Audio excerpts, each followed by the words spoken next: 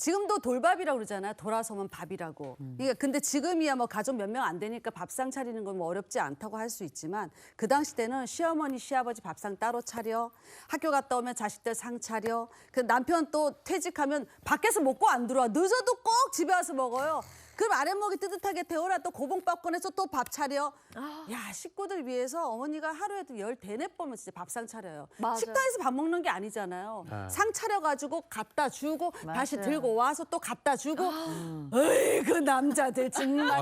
어이구. 지금으로서는 진짜 상상도 할 수 없는 광경이죠. 저는 뭐 늦게 들어가가지고 어디 아내한테 밥 챙겨달라고 밥 차려달라고 밖에서 먹고 그러니까. 가죠. 그럼. 아니 저 혼자 차려 먹을 때도 소리 날까봐 세상에. 소리 나면 들고. 뭐 또 먹으려고 그러냐고 또 막 그럴까봐 조용조용히 소리 날 것 같은 거 안 먹고 그러죠. 그래요. 예, 생각해보면 우리가 1970년대 막 요때 지나면서 우리가 식구라는 개념이 굉장히 중요했어요. 그래서 다 같이 둘러앉아서 같이 국 하나에다 숟가락 집어넣어가지고 밥 먹는 이런 사이가 얼마나 중요한가. 그런데 그중에서도 엄마들이 밥을 준비할 때는 어떻게 했냐면 밥을 한꺼번에 이렇게 솥에다 딱 하잖아요. 네. 옛날에 전기밥솥이 어디 있어요. 맞아요. 그러니까 이거 다 일일이 다 밥에다가 떠가지고 뚜껑 딱 닫아가지고 아랫목에다가 아, 그렇죠. 그래, 아니면은 미리. 이불을 잔뜩 싸놓은 장롱 안쪽에다 이렇게 쑥 넣어서 따뜻하게 한다고. 식지 않게 하려고. 지금이야 뭐 전자레인지 있으니 돌려먹지만 그런 게 어디 있겠어요.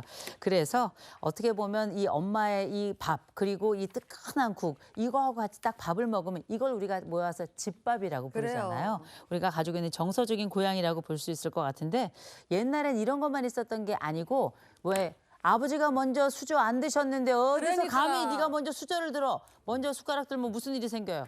밥상에 수저로 머리를 똥 뭐 이런 거 맞게 많이 되죠. 썼잖아요. 맞아요. 생각해 보면 장유유서라는 게 바로 그때도 있지 않았나 싶고 또 우리가 이 먹을 때 지금이야 라면 광고 같은 거 뭐 막 소리 내더라고요. 소리 못 옛날에는 내겠어. 혼났어요. 맞아. 조용히. 딱 조용히 먹고 국물도 조용히 먹고 또 밥 먹을 때도 입 꼭 다물고 꼭꼭 그렇지. 씹어 먹으라 이런 얘기가 있었는데 요즘은 좀 문화도 또 많이 달라진 것 많이 같습니다. 달라졌지. 그때 그게 밥상머리 교육이거든요. 그러니까 할아버지, 할머니 계시고 어머니, 아버지 계시고 그래서 자연스럽게 거기서 밥상머리 교육이 생기는데 요즘은 네. 바쁜 순으로 먹고 나가니까. 맞아요. 네. 그 대가족 문화에서는 이 가정교육, 이 밥상머리 교육이 이 교육하시는 분들이 너무 많은 거예요. 예. 네, 그러니까 뭐 다들 어른들 있고 아이 한두 명 있고 막 그럴 때는 다 잔소리가 너무 많은 거죠. 그렇죠. 예. 예. 뭐 그것도 숟가락 뭐 소리 내면 안 돼. 뭐 또 뭐 예? 말하면 안 돼. 왼손으로 뭐 왼손잡이인데 왼손으로 숟가락 들면 완전히 맞아. 그냥 맞아. 혼났어요. 숟가락 젓가락 같이 집으면 안 돼. 맞아요. 그런 것도 억지로 있었어요. 다 오른손잡이가 됐었잖아요. 네.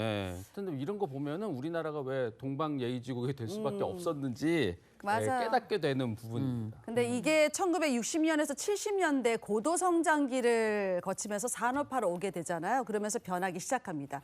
그러니까 1980년대는 특히 본격적으로 맞벌이 부부들이 증가하기 시작하죠. 그 여성들의 사회 참여가 늘어나면서 부모가 먹고 사는 일에 정말 너무 바빠요. 그러니까 이 주로 교육의 주체가 조부모가 되던 그런 시기죠. 네. 생각해 보면 그때 사회적인 모토들이 있었어요. 근면, 성실, 또 우린 또 책임과 의무 이게 굉장히 중요한 시대인데 요새 뭐 MZ 세대들은 사실 권리를 배우면서 성장한 세대라 굉장히 다르다 보니까 저희 세대만 해도 일종의 이런 사회적인 가치관이 저희 마음속에 뿌리내린 보수적 가치관의 기반이 되기도 했거든요. 그래서 그런가 그럼 잘 아시는 것처럼 시대가 달라지면서 드라마에도 이런 시대가 달라지고 있다는 걸 많이 반영이 되는데 이를테면 대발이네 가족 뭐 이런 데 보면 가족 중심의 이 시트콤이나 드라마 속에서 새로운 세대들 사이에 살짝 이렇게 경쟁을 하거나 가치관이 달라서 갈등하는 모습들도 많이 나타났던 것 같아요. 네. 그게 진짜 가족의 뭐가 변화. 요즘에는 이제 하나만 낳잖아요. 그렇죠. 그러니까 아이가 너무 귀한 거야.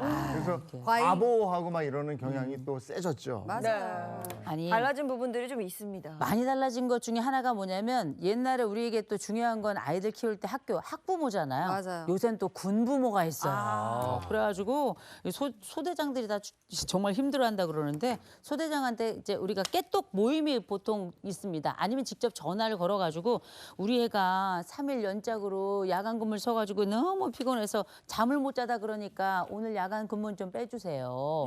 이렇게 하거나 아니면 우리 애가 오늘 아침 달리기 하고 나서 너무 어지럽다 그러니까 달리기는 좀 열애를 시켜주세요.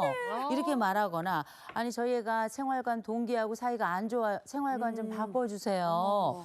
이런 이야기들이 과거엔 상상할 수 없는 요구들을 직접적으로 전화를 하거나 그렇죠. 아니면 SNS를 통해서 한다는 거예요.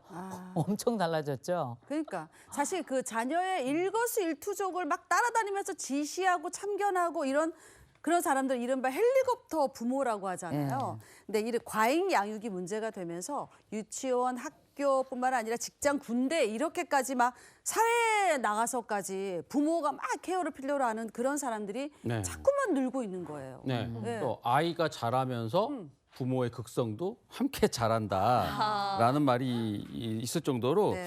최근에는 이 아이 자기 자식의 학점이 잘 안 나온다고 학점이 좀 안 나왔다고 대학 교수에게 대학생이면 야. 다 컸잖아요. 그렇죠. 근데 대학 교수에게 부모가 뭐 따지거나 뭐 이런 경우도 있고 심지어 이제 회사 다니는 아들이 이제 뭐 회사 못 나간다고 아파서 못 나간다고 이거를 대신 상사에게 부모가 전화를 하는 아유, 그리고 뭐 인사 이동이라든가 이런 거에 대해서도 부모가 대신 전화해서 참견하고. 따지고 뭐 이런 일도 뭐 생긴다고. 이러다 보니까 뭐 이게 외모는 어른인데 그냥 애같이 누가 맞아요. 챙겨주지 않으면 못하는 그럼요. 그래서 뭘 판단을 못하는 사람들이 점점 늘고 있잖아요. 네. 예, 여기까지 하죠. 예, 고맙습니다. 고맙습니다.